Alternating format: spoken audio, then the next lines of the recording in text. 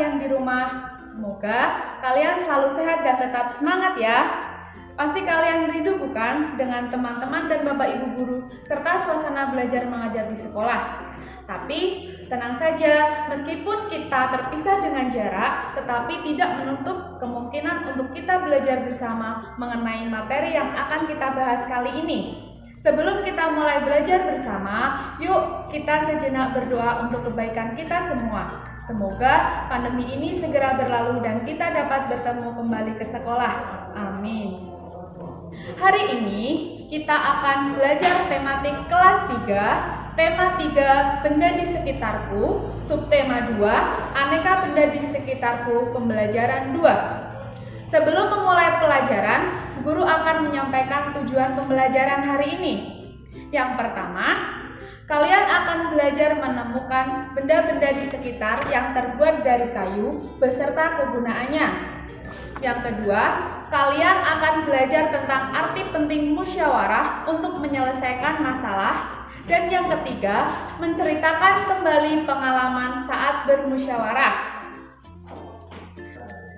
Nah, di pembelajaran sebelumnya, kalian sudah belajar tentang jenis, sifat fisik, dan juga ciri suatu benda.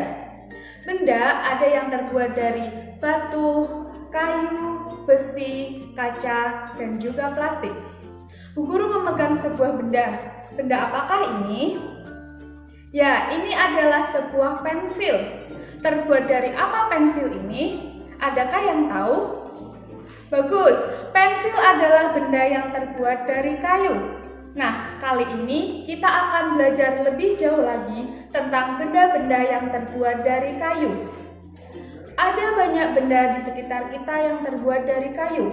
Ada pensil, meja, kursi, almari, bingkai foto, dan juga bahan kerajinan seperti patung juga banyak yang terbuat dari kayu. Lalu, dari mana kayu itu berasal? Bagaimana ya prosesnya? Kok bisa kayu ini menjadi benda seperti meja, kursi, dan juga pensil ini? Oke, Bu Guru akan menjelaskannya. Kayu adalah bagian dari pohon. Untuk memperoleh kayu, kita harus menebang pohon. Kemudian diambil bagian dari batang pohon itu untuk diolah menjadi berbagai macam benda.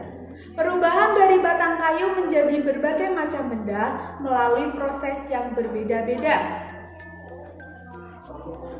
2, 3. Pertama, batang pohon yang sudah ditebang disebut dengan gelondongan atau biasa disebut juga dengan log.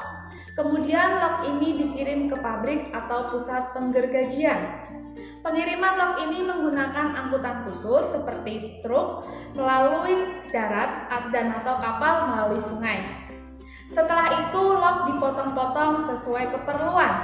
Untuk menghindari jamur dan serangga yang dapat menyerang, maka kayu perlu dikeringkan. Caranya hanya dijemur. Kayu dijemur sekitar 2 hingga 4 minggu. Setelah benar-benar kering, kayu siap diolah sesuai keperluan. Ada yang diambil oleh tukang kayu untuk dipahat menjadi berbagai macam perabotan rumah. Ada pula yang diambil oleh pabrik untuk menjadi bahan baku pembuatan pensil seperti ini. Lalu, mengapa kayu dipilih menjadi bahan dasar benda? Ya, kayu dipilih menjadi bahan dasar benda karena memiliki banyak keunggulan. Keunggulan kayu salah satunya yaitu mudah didapat dan juga mudah saat dibentuk. Beberapa benda yang terbuat dari kayu jati dapat bertahan hingga puluhan bahkan ratusan tahun. Namun, meski kayu memiliki keunggulan, kayu pun memiliki kelemahan. Kelemahan benda berbahan kayu adalah tidak tahan api sehingga mudah terbakar. Ada juga beberapa jenis kayu yang mudah terserang rayap atau serangga lainnya seperti kayu pinus. Sekarang sudah tahu ya bagaimana proses pengolahan kayu dari yang masih berupa pohon hingga menjadi benda-benda yang kita ketemui di sekitar kita. Selanjutnya, saatnya kalian punya tugas dari Bu Guru. Coba amati benda-benda di sekelilingmu. Banyak bukan yang terbuat dari kayu? Nah, tuliskan di buku tugasmu hasil pengamatan kalian terhadap benda-benda di sekitar kalian yang terbuat dari kayu beserta dengan kegunaannya ya. Perhatikan contohnya sebagai berikut. Jangan sungkan untuk meminta bantuan orang tua ataupun kakak kalian di rumah jika mengalami kesulitan. Semangat!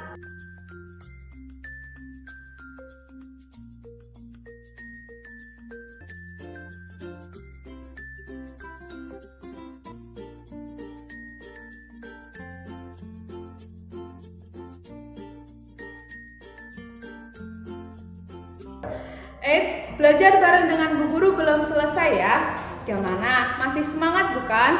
Pastinya dong. Biar makin semangat, kita tepuk semangat dulu bersama-sama. Yuk, tepuk semangat. Semangat. Yeay! Gimana? Sudah semangat bukan? Sekarang saatnya kita lanjutin belajar yuk. Tadi kalian sudah belajar bahwa kayu itu berasal dari pohon. Lalu dari mana ya pohon itu bisa kita dapatkan? Ya, pohon bisa didapatkan dengan mengambilnya dari hutan. Di dalam hutan terdapat beraneka jenis pohon. Fungsi hutan antara lain untuk menyerap air hujan. Hutan menyimpan air hujan tersebut dalam jumlah yang banyak. Namun, ketika hutan digunduli, aliran air akan terganggu. Hal ini menyebabkan air menggenang dan akhirnya terjadi banjir yang mengalir ke pemukiman penduduk. Kebutuhan benda dari kayu yang terus meningkat mengakibatkan kebutuhan bahan kayu terus meningkat juga. Setiap tahun, banyak pohon yang ditebang untuk mendapatkan kayu. Terkadang, sekelompok orang menebang pohon tanpa izin dan memperhatikan keseimbangan lingkungan.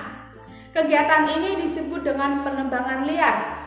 Dan kegiatan penebangan liar ini membuat semakin lama jumlah pohon di hutan semakin berkurang. Jika penebangan liar terus-menerus berlangsung tanpa terkendali, maka dipastikan akan menimbulkan berbagai macam masalah. Untuk itu, kita perlu bermusyawarah untuk membahas masalah yang timbul dari penebangan liar ini dan juga bagaimana cara untuk mengatasinya. Sebelumnya, apa sih musyawarah itu? Adakah yang tahu?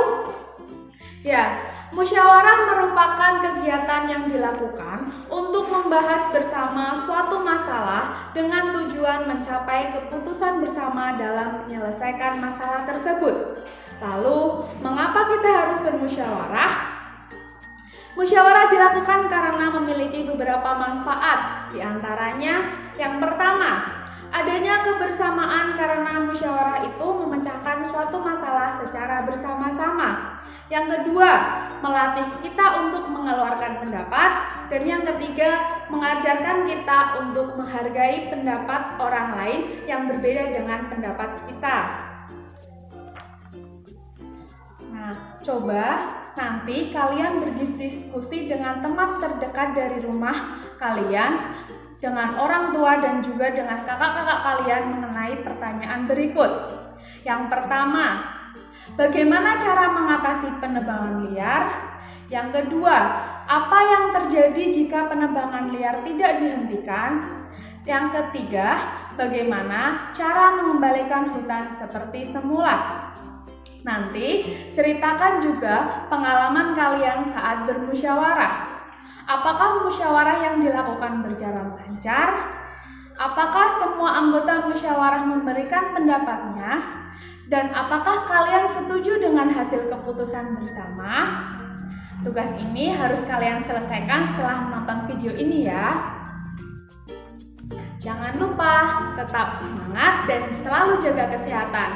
Jaga kesehatan diri kita dengan cara jaga kebersihan badan, rajin cuci tangan, rajin berolahraga, dan makan makanan bergizi. Demikian belajar bersama dengan Bu Guru hari ini. Semoga bermanfaat apa yang Guru sampaikan. Sampai jumpa anak-anak. Sayonara. Wassalamualaikum. Wassalamualaikum warahmatullahi wabarakatuh.